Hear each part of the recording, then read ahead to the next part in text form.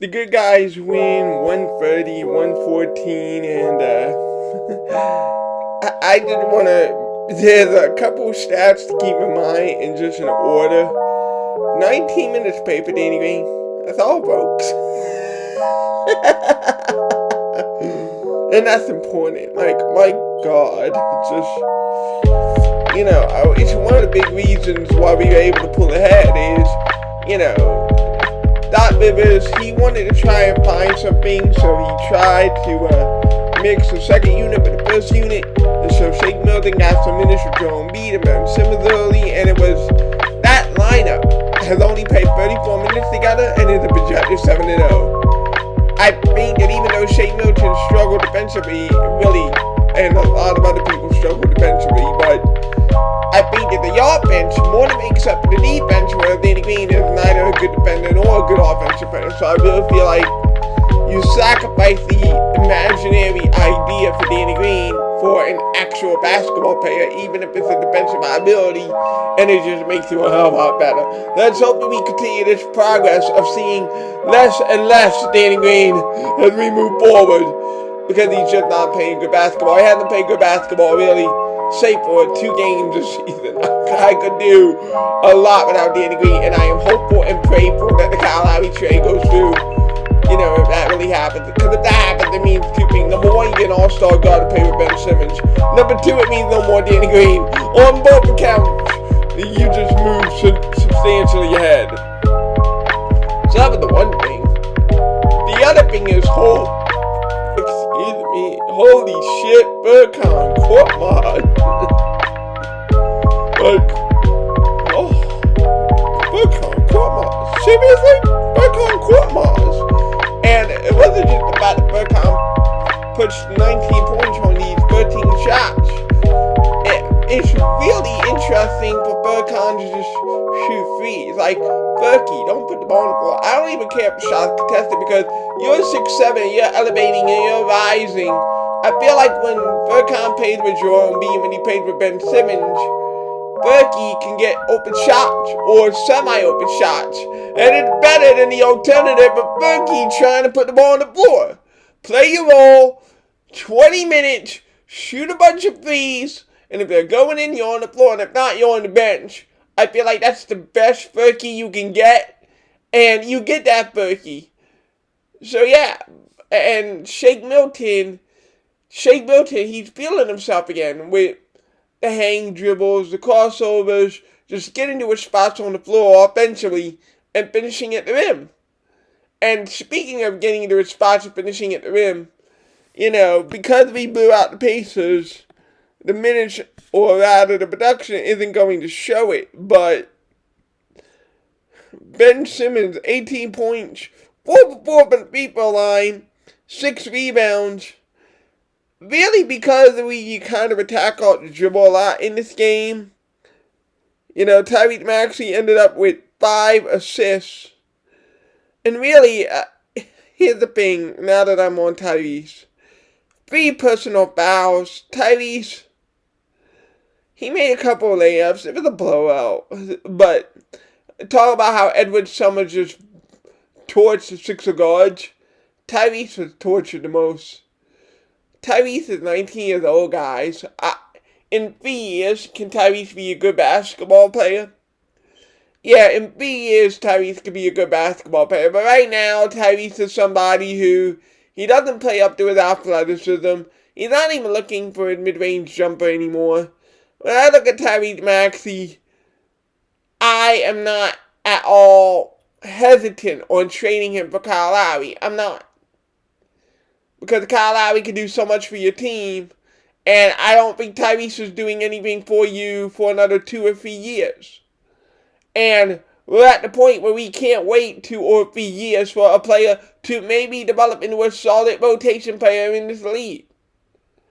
So, the 5 assists, Tyrese has a good head on his shoulder, passes the ball to people, and they make the shots for him, but I'm sorry, but when some people, and I joined another Philly YouTube comment, a YouTube creator, and it was like, Tyrese Maxey could be the new De'Aaron Fox, and I'm like, hold it, hold it. I don't even know if this guy's a rotation player at this point anymore. It's like, he's 19, you understand that, but, it's really hard to judge young players. Do they have this upside, or are they who they are, is always a tough thing for a scout to assess. I'll say this, Tyrese Maxey has the raw skill set to develop into a good player in this league, but he doesn't have the intangibles, and he just looks, as he should for 19, so far away. And the point is, you're not in the process. You don't have the time or the years to go through this. You really don't. Where it's like, if Doc says he's on the cusp of the rotation, I'm telling Doc that's not good enough. Either he's in the rotation or he's not. Because this limbo for Tyrese and for the organization, for both, for everyone involved, is not a healthy place. So you move Tyrese the way he can get 30 minutes a night, and it's no consequence of developing rebuilding team. Or you give him minutes and you bite the bullet. Literally, do I think that Tyrese for 30 minutes to recapture what he showed you in December? Yeah. And then it becomes worth it. But where he is right now is not worth it. It's not worth the wait. It's not worth the patience. Just bite the damn bullet and build a big four to win an NBA championship. Because that's what we're in for. We're not in for the day where hopefully Tyrese becomes a good player in this league. We're in for the day where we win a championship. That's what we're trying to do. But I hear, this is no quarterback factory. This is, I'm trying to win a title. I'm trying to win a championship. And I don't know that Tyrese at 19 years old is a productive part of this quest. It's one thing to say, championship or bust. It's another thing when Joe and Ben have to rely on Corky being good Corky sometimes, or Shake Milton putting up 24. It becomes a problem. So we want to upgrade this back end of the rotation. Part of that is going to involve, you kind of weep. You wish you had the ideal situation for a 19-year-old, maybe still to develop. But you don't have that time, and I don't have that patience. Some people do. I'm a fan who doesn't. I don't have the time to wait 3 years for Tyrese Maxey to become a good player in this league. Maybe Daryl Morey had that patience. After all, he's the one that made the decision. Maybe Daryl Morey had that patience. But in Daryl Morey's history as a general manager, Daryl Morey has never had that type of patience. And neither do I. I don't have that patience. And it's not fair to the kid. But if you knew, and we did not know, that's the problem. We did not know. You're coming off of a disappointing season, 16 West Eastern Conference. About to say Western Conference. 16 East. Al Horford's clogging everything. You don't know. And I actually feel like that's a lot of the reasons the Sixers organizational decisions have been what they've been. Where without a you don't know phase. And so you just kind of you throw a dart instead of being specific with your really roster building it about piece by piece organizational approach. What are you trying to do with your roster? Just like a coach has to put certain players on the court, the general manager also has to think about what am I trying to do with the players who are here. And so I feel like through the process, through Sam, through Eldon, and up to the Maxey pick, if there's a common denominator, it is the denominator of insurance, we don't know about his health, we don't know. And that's a terrible way to go about building an organization if you don't know what you want to accomplish. So because we didn't know, best player available, 19-year-old kid who might not be ready now, but could be ready in 3 years, might be a solid pick. But now that you know that Joel Embiid is an MVP, and now that Ben Simmons is taking the next step, now that 19-year-old is like, Desmond Bain played a pretty good game for Memphis a couple of games ago, and it's like, damn, I wish I just took the 3-and-D guard wing who could guard multiple positions. Even if it means slightly lesser upside, because we don't have the time to develop that upside. It's like you have a crop, and the crop has a bunch of good corn that's harvested. But if I put this seed in the corn, it could be a really special, different type of corn that no corn has ever seen before. Problem is that by the time that special corn is ready, the other corn ends up being rotten. That's the issue. We don't have the time. It doesn't fit the timeline. You want your players to be within a 3 to 4 year range. Joel Embiid's 26, Ben Simmons is 24, and Tobias Harris is 28. You see how they're all within 3 years? And Tyrese is 19? It doesn't fit, guys. He's a great kid, great attitude to the game. I do believe that he has the raw intangibles on a rebuilding team. But that 8-9 year gap is too big. It's too big. We can't do it. So he's a trade asset that you have to execute on. Or at least you should execute on. Because if you choose the route of the special seed, I'm going to put it like this. He better be damn good to lose a championship opportunity. He better be damn good. Not just decent, which is what I feel his upside might be. Tyrese's upside might be, I am as good as Shake Milton. Well, we already have Shake. You see? That's the problem with an 8-year age gap. So I don't think he's long. I'm not going to say for the city, he's a great kid for the city. He's not long for what you're trying to do. It's almost the same situation as Markelle Fultz. Markelle busted the shoulder. Markelle is not an NBA rotation player. You bring in Jimmy Butler, you bring in Tobias Harris, and those two guys occupy 2 starting spots, and Markelle isn't even a good bench player, really. So you're at a point, you know? And with Tyrese, it's the same deal. I really feel like, and that Elton Brand, for everything that Elton may not have been able to execute, and although drafting Isaiah Joe in the first round would have been like, oh my god, at least Elton Brand understood that pure freshman for this team is kind of the same thing with J.R. Smith, although I thought J.R. Smith had talent and potential. It's sort of the same deal where it's like, you're not going to get minutes because Toby, Embiid, etc. Same deal. It's unfortunate, but this seed in the crop, it's got to go to Toronto. Maybe it goes to Sacramento. Not for Bioja, but for something else.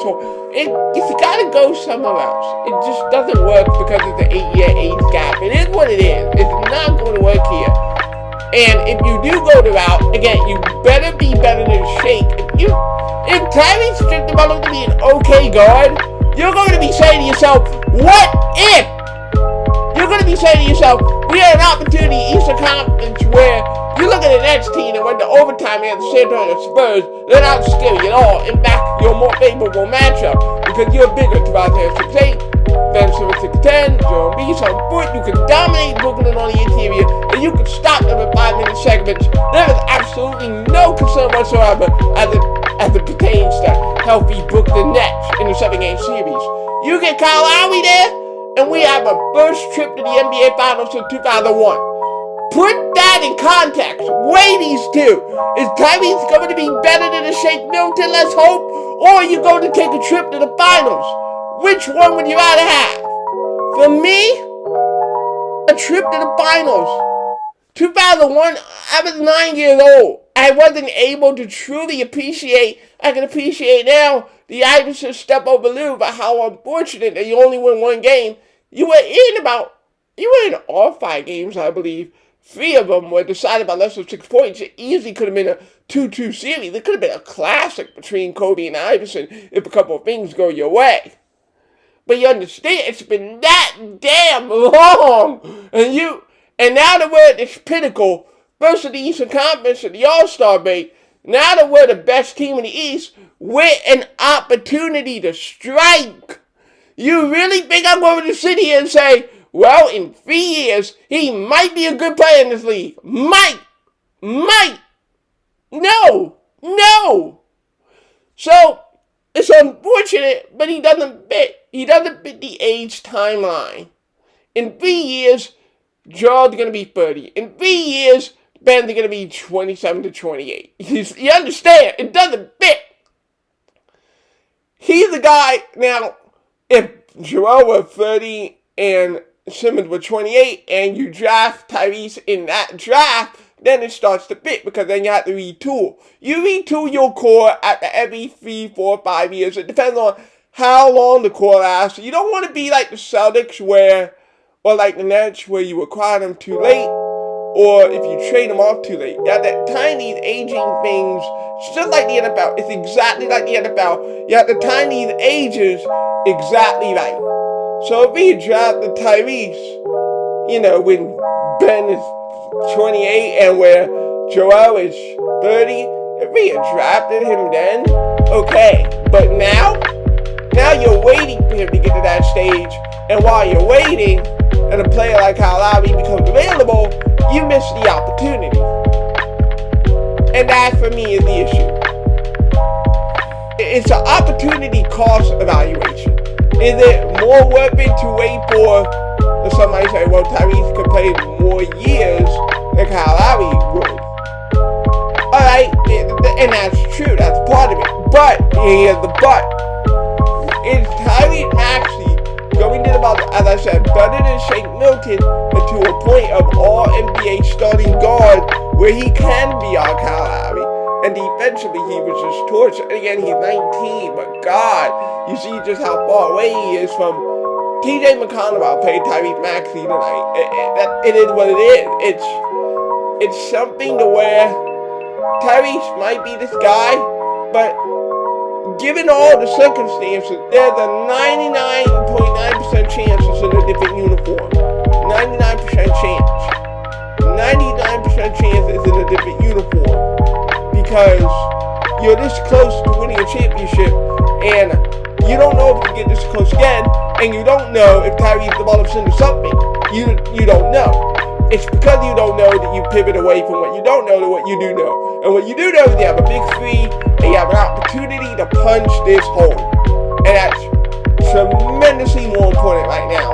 It might be tremendously more important because here's the other thing.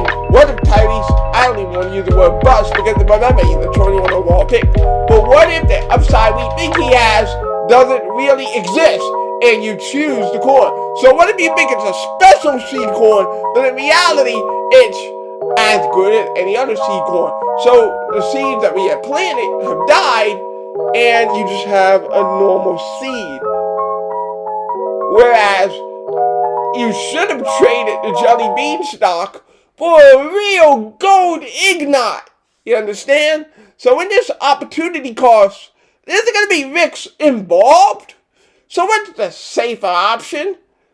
It's the multi-year all-star that fixes every problem in the starting lineup, elevates your offense to Milwaukee and Brooklyn level, and you are now a perennial threat to win an NBA championship. So when you evaluate opportunity costs, and when you evaluate age gap, when you evaluate everything, it comes right back to the same conclusion. He's a great guy, but he has no place on this roster moving forward. He has no place on this roster moving forward.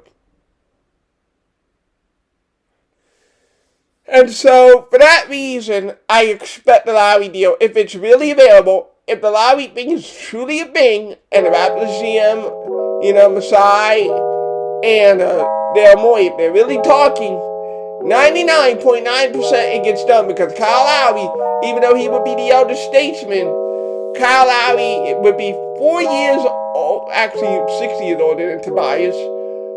But that's the thing. It's just like when you acquire Jimmy Butler. The thing with Tobias Harris is that Tobias Harris now augmented Jimmy. Jimmy's in his 30s, Cody in his 20s. It fits.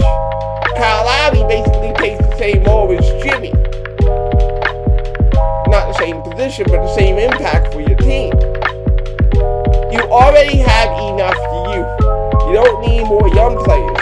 A veteran elder statesman like Lowry just puts you where you want to go, which was the whole point of the process. The point of the process was to put you where you are right now and where you want to go with a good deadline deal. That's the whole point. We can go get ourselves a nice, pure 19-year-old freshman in 2024. But now you gotta take advantage. This is a rare opportunity that you can't let slip.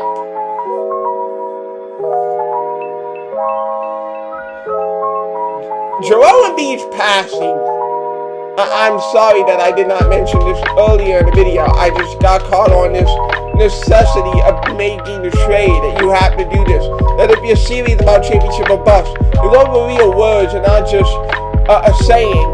You have to do this because the age gap, the risks, and everything involved just pushes you where the right move to make in terms of game theory is moving Tyrese Maxey for the veteran.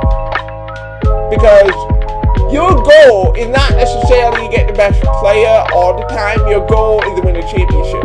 If winning a championship means I get a little bit older, but I get a veteran player who can play up to 35 minutes, can lock down 1 through 3, can shoot a 3-point shot, can elevate me as one of the better passers in this league, and a solid rebounding guard, if that pushes me to where I want to go, waiting for Tyrese to maybe one day develop into someone who maybe might be able to take me to where I want to go. You understand? It's a no-brainer decision. In game theory, this is what you have to do. This is the position the Sixers are in for maximum game theory advantage. And that's why I think it's getting done. But I wanted to really put it into emphasis for people to understand why you had to do it. Now, getting back onto the topic of Joel Embiid passing, I was apologizing because it really should be the central part of a video. Joel Embiid passing tonight was incredible, and I mean incredible. He had 6 assists in the Cleveland game, and he was making good passes in that game too, but it was super noticeable. There was a first half court march speed, Indiana to bringing the double. And Joel Embiid, he didn't used to do this before. He's holding the ball up high, and he's swinging it immediately. And I mean immediately. As soon as the Pacer player even thought about doubling, and that's the key to escaping the double team of the passer, before he even thinks it, as you eye that defender, and you see him drifting too far away from Corgi, or Shake, or insert guy here, or Danny Green, or whoever it is, Embiid is throwing this crisp pass to the corner, and down it goes. And, to be honest, although Embiid wasn't necessarily a great or solid passer like he is now, I bet he has the best passer rating of his career, to be honest with you. With passing, and Doc Rivers is raving about it, and I'm sorry that it took this long, and I want to join Doc Rivers on raving about it. This is the best passing Joel Embiid has ever done in his career. But the opportunity would have always been there, and this was one of the many pet peeves. I had so many pet peeves. Look how Danny Green's in the corner. As much as I don't like the guy, but look how he's in the corner. Look how Burkhart's in the corner. Look how Shake Milton's at the wing outside for the 3-point line. That is what we call, in basketball terms, the wave spot. We call it the valve. The idiot, Brett, never put the player at the valve. Never. The only thing you ever saw was that dribble handoff with J.J. Redick instantly 24/7. And so you want to know why it was easy to double the ball? No outlets, no valve, easy as hell to double team.